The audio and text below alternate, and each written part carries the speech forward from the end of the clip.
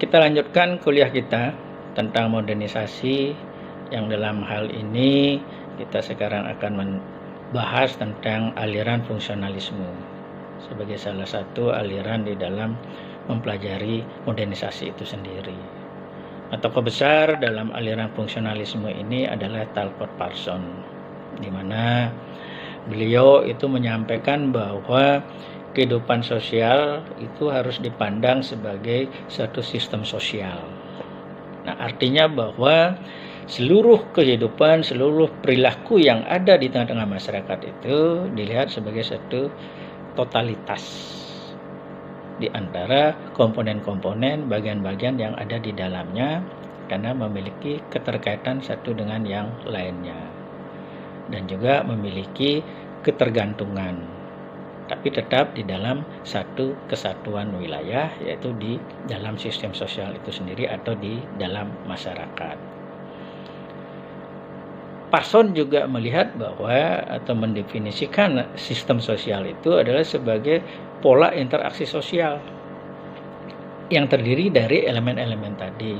Kalau di masyarakat ada lembaga-lembaga, ada institusi-institusi yang bergerak, yang berjalan secara teratur dan melembaga. Kenapa? Karena di dalam sistem sosial itu, di dalam masyarakat itu ada norma-norma sosial yang mengaturnya. Kalau dalam satu negara ada hukum positif yang mengaturnya. Sehingga bagi Parsons bahwa norma sosial, hukum inilah yang akan mengatur pola perilaku atau interaksi sosial yang terjadi di tengah-tengah masyarakat. Parsons melihat masyarakat itu tidak ubahnya dengan organ tubuh kita, dengan manusia. Karena di dalam tubuh kita ini ada banyak organ-organ, dan demikian pula di dalam masyarakat. Sehingga mempelajari tubuh manusia itu juga bisa digunakan untuk mempelajari masyarakat itu sendiri. Nah, ini pendapat dari Parsons. Nah, pendapat Parsons ini memunculkan ada beberapa konsep, ada pandangan-pandangan yang disampaikan oleh Parsons terkait dengan fungsionalisme ini. Yang pertama adalah konsep sistem. Nah, konsep sistem ini diartikan bahwa ada satu hubungan, ada koordinasi yang harmonis di antara elemen-elemen, di antara lembaga-lembaga yang ada di masyarakat, lembaga ekonomi, lembaga hukum, dan lain sebagainya. Itu dia memiliki satu hubungan yang harmonis, ada koordinasi yang bagus, ada pengaruh yang timbal balik di antara elemen-elemen itu. Kenapa? Karena ada saling ketergantungan. Kemudian Parsons juga menyampaikan ada fungsi pokok.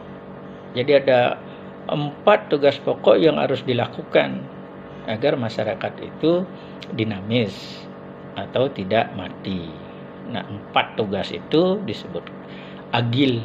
Agile ini bahasa Inggris, yaitu A-nya itu adalah adaptation to the environment, G-nya itu adalah goal attainment, I itu adalah integration, dan L-nya itu adalah latensi. Nah, ini bagi Parsons bahwa di tengah-tengah masyarakat ada banyak lembaga-lembaga atau institusi yang mengatur ini, keempat tugas tadi itu. Nah, lalu konsep berikutnya yang disampaikan oleh Parsons adalah konsep keseimbangan dinamis stasioner, atau kadang-kadang disebut homeostatic equilibrium.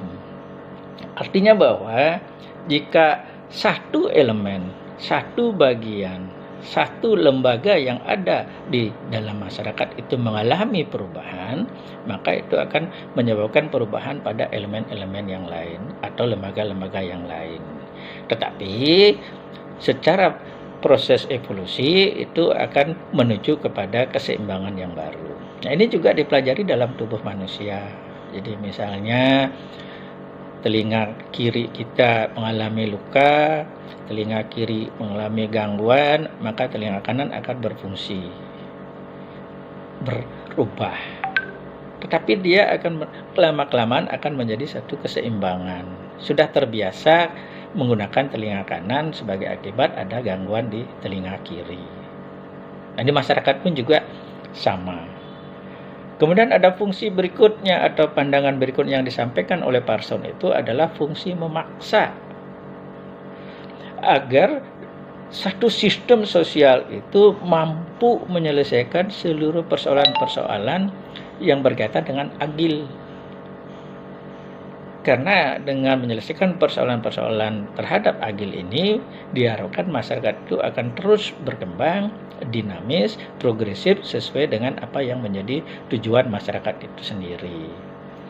Di mana nanti akan muncul dalam satu tindakan, dalam kepribadian yang diwujudkan dalam proses interaksi sosial antar masyarakat itu sendiri.